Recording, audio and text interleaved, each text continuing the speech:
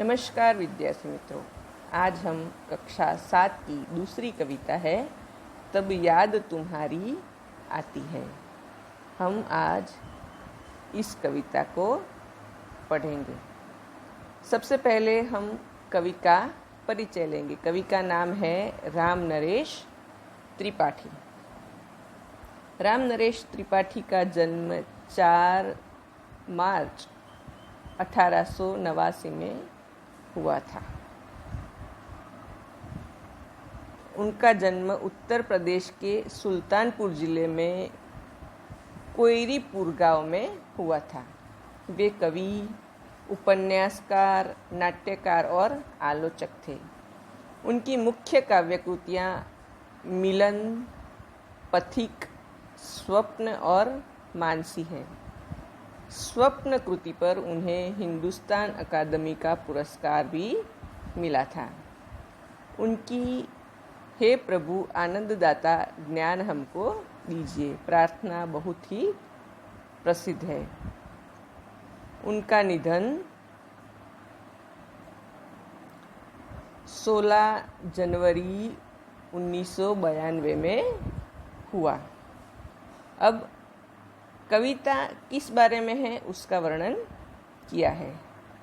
सुबह का वातावरण खुशनुमा होता है और प्रकृति का कण कण दर्शनीय होता है। रिमझिम बारिश में सुबह का दृश्य मनोमोहक और आकर्षक होता है। प्रस्तुत कविता में इसका सुंदर वर्णन किया गया है। तो अब हम कविता पढ़ेंगे। सबसे पहले कविता का गान करेंगे। आप भी मेरे साथ गाएंगे।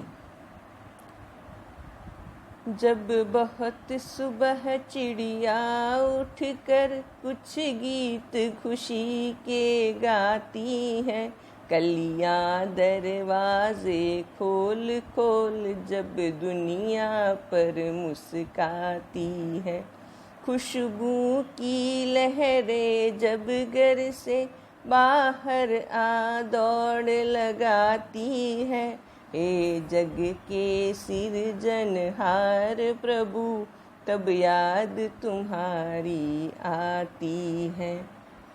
जब छम छम बूंदे गिरती है, बिजली चम चम कर जाती है, मैदानों में बन बागों में जब हरियाली लहराती है, जब ठंडी ठंडी हवा कहीं से मस्ती ढोकर लाती है, हे जग के सर्जनहार प्रभु तब याद तुम्हारी आती है।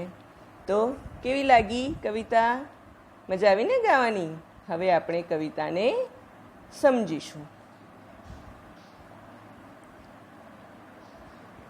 तो जब बहुत सुबह सुबह चिड़िया उठकर कुछ गीत खुशी के गाती है, कलियां दरवाजे खोल खोल जब दुनिया पर मुस्काती है। જ્યારે વહેલી સવારે ચીડિયા એટલે ચકલી ઉઠી અને ખુશીના મીઠા ગીતો ગાય છે અને ફૂલોની કળીઓ છે જે એમના દરવાજા ખોલી અને ફૂલ બને છે ત્યારે અને દુનિયા પર હસે છે। હવે આગળ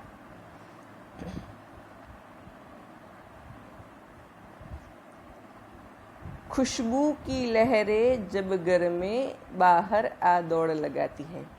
હવે જ્યારે કળી ખુલે અને કળી ખુલીને કળી એના પાંખડી રૂપી દરવાજા ખોલે છે અને એમાંથી કળી ખીલીને ફૂલ થાય ત્યારે એમાં શું થાય છે?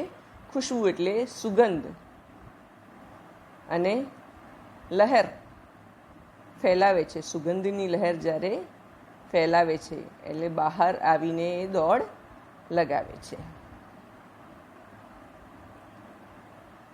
જ્યારે વહેલી સવારે ચકલીઓ ઉઠી અને ખુશીના મીઠા ગીતો ગાય છે, કળીઓ પોતાની પાંખડીઓ રૂપી દરવાજા ખોલી અને દુનિયા પર હસે છે, અને જ્યારે કળીમાંથી ફૂલ ખીલે ત્યારે તેની સુગંધની લહેરો ઘરમાંથી જાણે નીકળી અને બહાર આવતી હોય એ રીતે દોડ લગાવે છે. ત્યારે હે જગ કે સર્જનહાર પ્રભો તબ યાદ તુમ્હારી આતી હૈ. કવિ ત્યારે કહે છે કે હે જગના સર્જનહાર, સૃષ્ટિના સર્જનહાર, અમને તમારી યાદ આવે છે. હવે આગળ આ વર્ણન હતું વહેલી સવારનું કુદરતી દ્રશ્યનું. હવે આવે છે ચોમાસામાં કેવું સુંદર વાતાવરણ હોય છે તેનું વર્ણન અહીંયા કરવામાં આવ્યું છે. जब छम छम बूंदे गिरती हैं, बिजली चमचम कर जाती हैं, मैदानों में वन बागों में जब हरियाली लहराती है.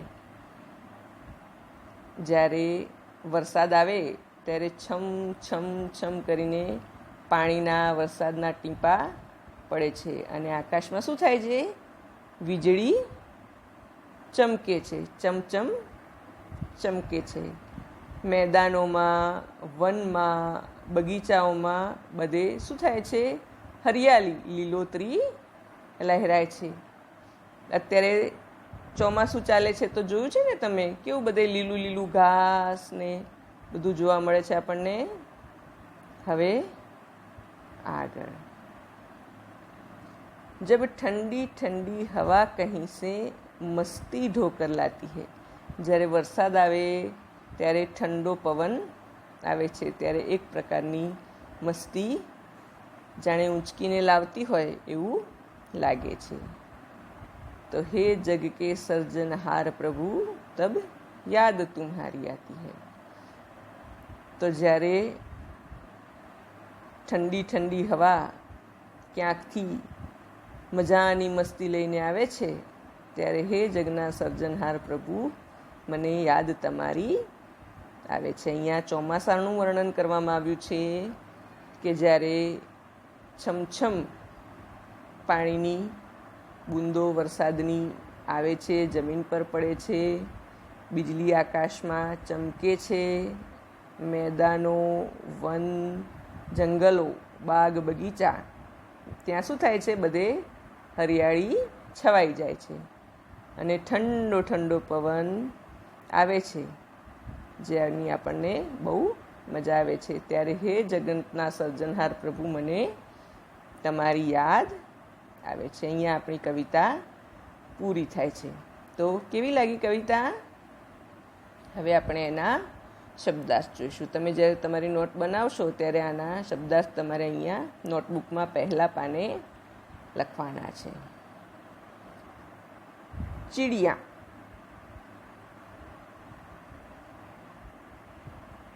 ચીડિયા એનો મતલબ થાય પંછી, પક્ષી. લહર તેનો અર્થ છે તરંગ, ચોંકા. सृजनहार तो एनो मतलब થાય છે सृष्टि की रचना करने वाले प्रभु. हरियाली, हरा भरा. ढोना तो बोझ उठाना. बराबर? तो शब्दार्थ समझाई गया ने? ચાલો આગળ વધીએ. હવે આવે છે અભ્યાસ. અભ્યાસમાં પહેલો પ્રશ્ન છે, प्रश्नों के मौखिक उत्तर दीजिए. जेमा पहलो प्रश्न है, सुबह होते ही क्या क्या होता है? तो सुबह होते ही पंछी, चिड़िया हवा में सुबह सुबह चिड़िया उठकर खुशी के गीत गाती हैं, और जो छोटी छोटी कलियां होती है वो अपने पंखुड़ी रूपी दरवाजे खोलकर दुनिया के सामने हंसती है. और जब फूल खिलते हैं तो उनकी खुशबू क्या होती है? आसपास में दौड़ लगाकर खुशबू फैलाती है। दूसरा प्रश्न है, मैदानों में हरियाली कब लहराती है? तो जवाब होगा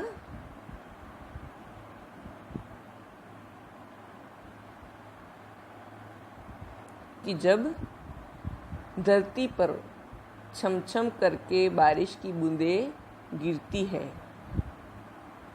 तब मैदानों में और वन बागों में हरियाली लहराती है।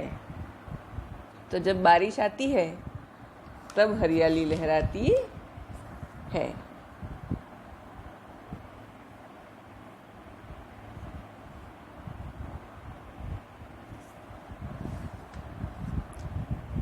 तीसरा प्रश्न है,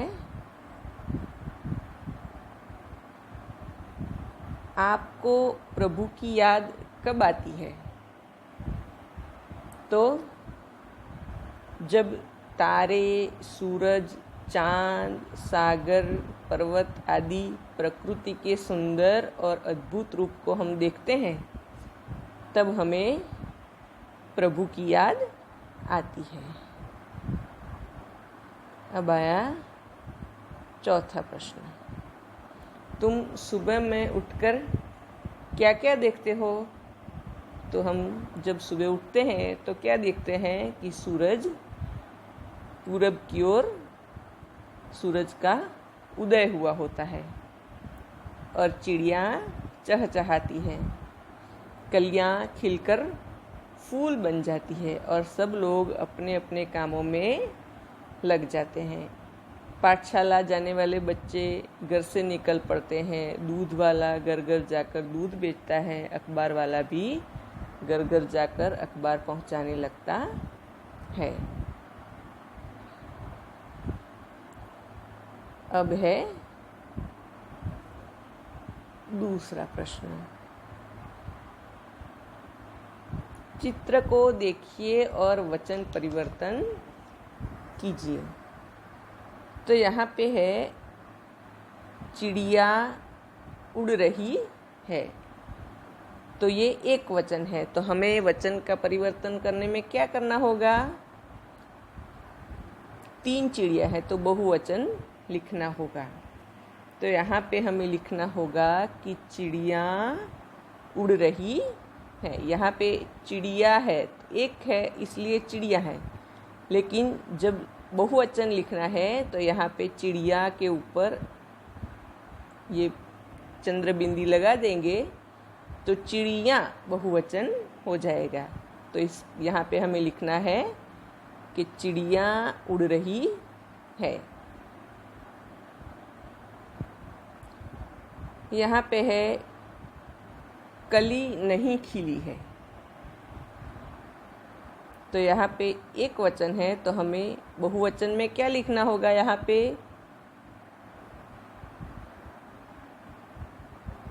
कलियां, बहुवचन, कली का बहुवचन कलियां होगा, तो हम लिखेंगे कि कलियां नहीं खिली है। अब यहाँ पे बूंद गिरती है, बूंद एक है तो इसका एक वचन है, तो बूंद का बहुवचन क्या होगा? बूंदे।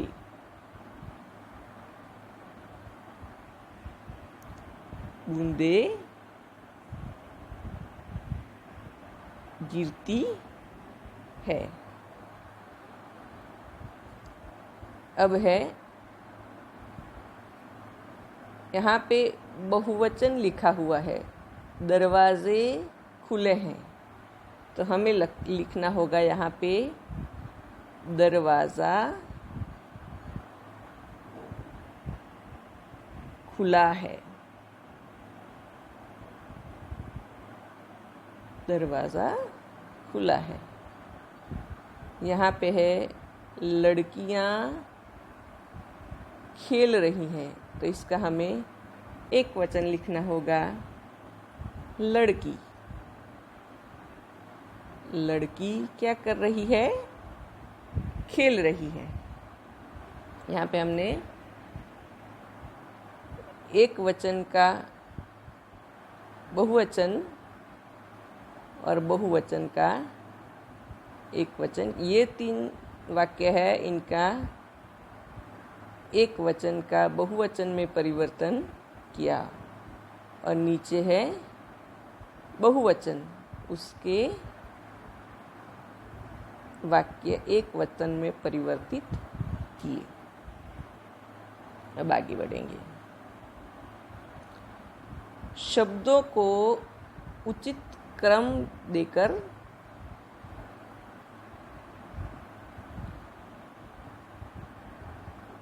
शब्दों को उचित क्रम में रखकर अर्थपूर्ण वाक्य बनाइए। तो यहाँ पे अलग अलग शब्द दिए गए हैं।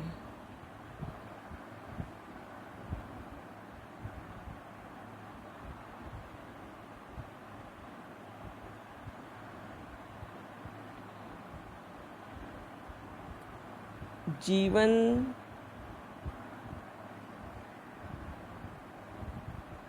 जीवन जल है,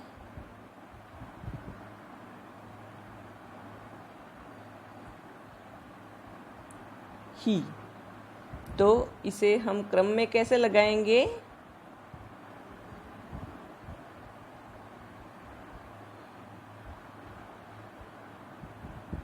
पहला है जल ही जीवन है। हो गया? पहले आएगा जल ही जीवन है। अब है दूसरा चित्र। है मैं फूलों भरता रंग कौन? तो हम लिखेंगे एक यहाँ पे फूलों में रंग कौन भरता है। आ गया समझ में? यहाँ पे फूलों में रंग कौन भरता है। यहाँ पे ये वाक्य पूरा हो गया। यहाँ पे है बिजली बादल चमकती क्यों है मैं। इसका जवाब होगा,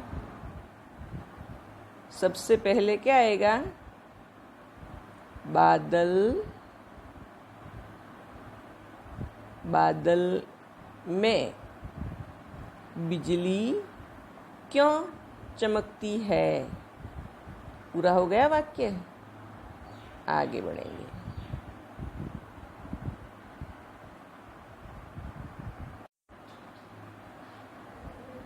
चौथा है सबसे तेज कौन।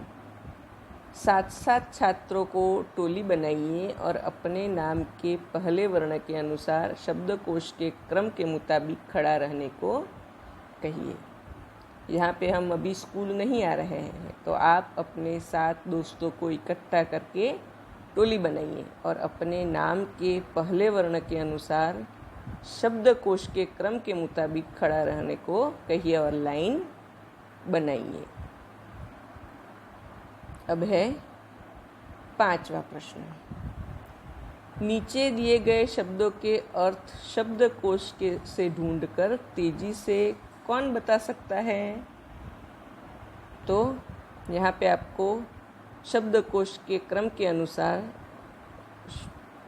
ढूंढकर तेजी से बताना है। तो पहला होगा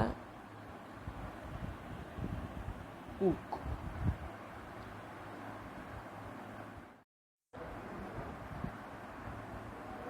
कूक का मतलब है कोयल की बोली। तो पहला शब्द आएगा कूक। दूसरा है इरादा। इरादा शब्द के अर्थ है संकल्प। तीसरा है तरुवर। तरुवर शब्द के अर्थ है श्रेष्ठ या बड़ा वृक्ष। आगे आएगा मुग्ध, मोहित कर देने वाला या मोहित। आगे है गुजारिश, उसका अर्थ है निवेदन। अब हम आगे बढ़ेंगे स्वाध्याय की ओर। यहाँ पे प्रश्नों के उत्तर आपको लिखने हैं।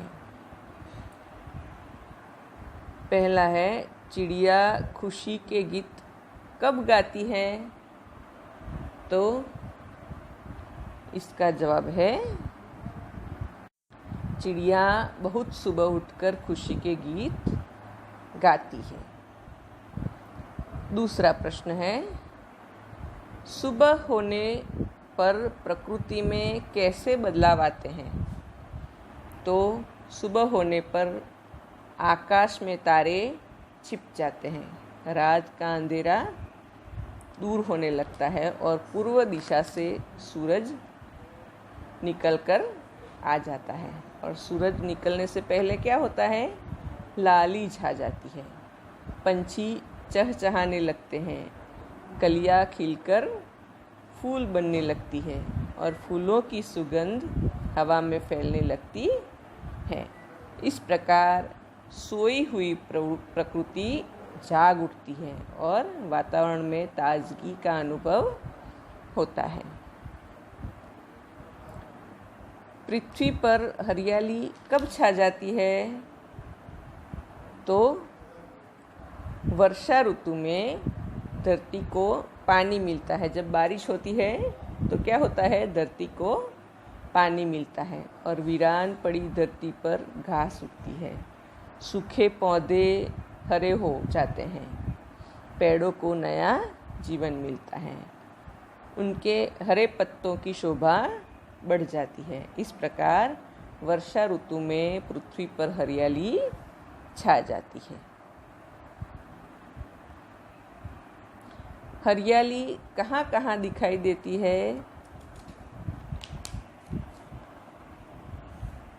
तो वर्षा ऋतु में बारिश आने से मैदानों में हरी हरी घास उग जाती है, खेतों में हरी फसलें लहराती है, हरे भरे पेड़ पौधे झूमने उठ लगते हैं।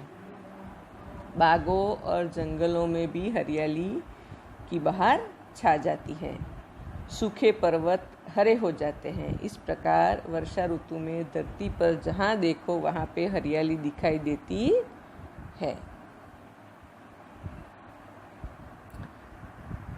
दूसरा प्रश्न है, निम्नलिखित काव्य पंक्तियों का भावार्थ लिखिए। कलियां दरवाजे खोल खोल कर जब दुनिया पर मुस्काती है। जब सुबह होती है तो क्या होता है? कलियां भी जैसे नींद से जाग उठती हैं और अपनी पंखुड़ियाँ खोलकर फूल खिलते हैं, और जब दुनिया सो रही होती है तब उनके सामने फूल बनकर मुस्कुराती है। दूसरा है, जब छम छम बूंदें गिरती हैं बिजली चमचम कर जाती है। यहाँ पे वर्षा ऋतु का वर्णन किया गया है। वर्षा ऋतु में क्या होता है? बादल बरसने लगते हैं, तब पानी की बूंदें छम छम करके धरती पर गिरती हैं और ऐसा लगता है कि जैसे नृत्य कर रही हो। उसी समय बिजली भी आकाश में चमकती है।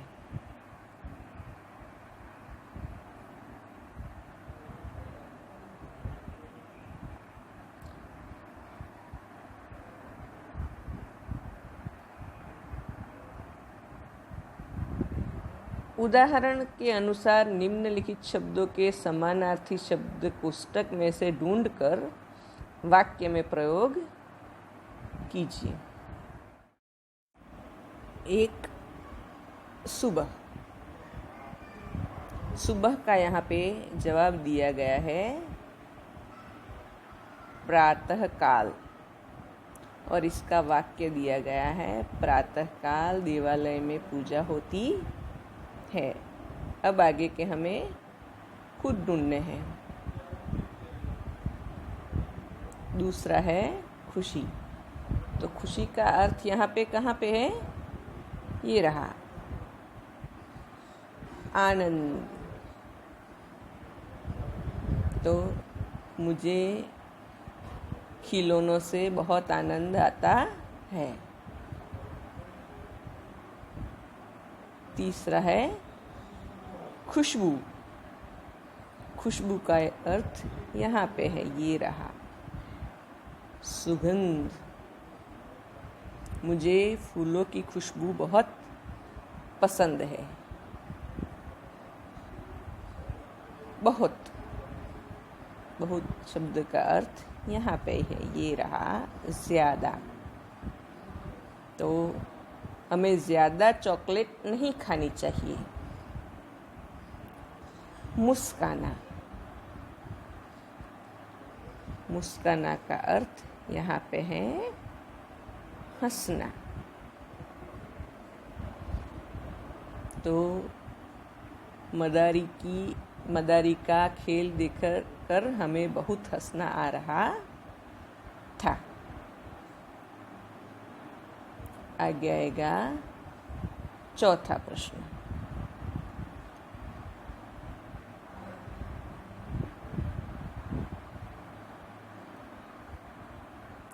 इन यात्रियों को शब्दकोश के क्रम के आधार पर अपने अपने डिब्बे में बिठाइए। तो ये कौन है? हम ज़रा नज़दीक से देखेंगे इनको। यह है मुस्कान, यह है चाँद, यह है मैदान, कलियाँ, और यह है उठकर। तो सबसे पहले उठकर है, ये तो ये पहले डिब्बे में आएगा। फिर क्या आएगा? कलियाँ। क से शुरू करना है ना हमें, तो कलियाँ यहाँ पे आएगा। उसके बाद आएगा यहाँ पे चाँद। उसके बाद आएगा मुस्कान, आएगा इस डिब्बे में, और मैदान आएगा आखिरी डिब्बे में। तो हमने सारे बच्चों को अपने अपने डिब्बे में बिठा दिया है। अब आगे बढ़ेंगे। योग्यता विस्तार। इस कविता को कंठस्थ कर प्रार्थना सभा में इसका गान कीजिए। इस कविता को आपको कंठस्थ करना है। आगे पढ़िए। चमचम, छम छम, खोल खोल, ठंडी ठंडी उपयुक्त शब्द काव्य में है। ऐसे ही अन्य शब्द आपको ढूंढने हैं, जैसे टप टप, डमडम, जर्जर। ऐसे ही कुछ शब्द आपको ढूंढकर लिखने हैं, और यहाँ पे हमारा पाठ खत्म होता है।